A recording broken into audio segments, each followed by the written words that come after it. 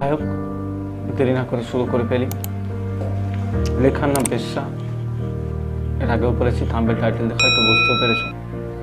পথের ধারে অন্ধকারে দাঁড়িয়ে চাতক পাখির মতো 100, 200, 400 নিয়ে চলছে দেখো অবিরত। বেশ্যা মানে কালো দাগ, বেশ্যা মানে কালো দাগ সমাজের চোখে। কিভাবে সে বেশ্যা হলো খোঁজ তাকে রাখে। তুমি আমি শারীরিক চাহিদা মেটাতে সেই বেশ্যা পাড়ায়। ফিরে এসে সমালোচনা ব্যাকরণের সাধু ভাষায়। নিজের ছেলে সন্তান বাঁচাতে আজ সেই মেয়েটি বেশ্যা। নিজের ছেলে সন্তান বাঁচাতে আজ সেই মেয়েটি বেশ্যা। এটা দেখে তোমার আমার মনে অমাবস্যা। যে মেয়েটির সন্তান খিদের জ্বালায় মরে, তখন এই সমাজ তাকে বেশ্যা হতে বাধ্য করে।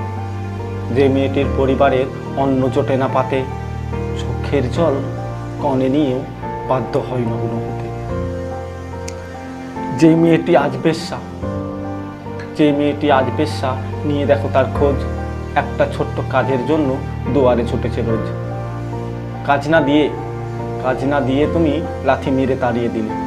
তুমি 500 টাকা দিতে রাজি শুধুমাত্র 10 মিনিটের বদলে। বেশ্যা মানে সমাজের চোখে, বেশ্যা মানে সমাজের কীট, লোকে রোজ বলে দেখি। নিজের ইচ্ছায় কেউ আবার বেশ্যা হয় নাকি? যদি না পারো সমাধান করতে সমাজের এই সমস্যা, চিৎকার করে আর বলো না ওই মেয়েটি বেশ্যা। চিৎকার করে আর বলো না ওই মেয়েটি বেশ্যা। ধন্যবাদ। এখানেই শেষ। আর শেষ করার আগে কিছু কথা বলি।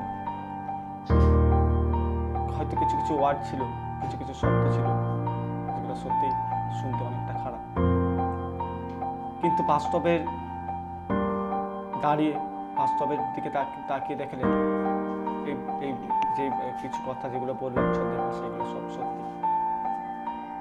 অবশ্যই এটা সত্যি। কোনো 100টার মধ্যে প্রায় 90টার বেশি যারাই একসময় ভালো, এখন বর্তমানে বেশ্যা। 100টার মধ্যে প্রায় 90%, শতকরা 90% মেয়ে নিজের ইচ্ছায় কেউ বেশ্যা হয় না। পারিবারিক সমস্যা, মানসিক চাপ তাকে বেশ্যা হতে বাধ্য করেছে।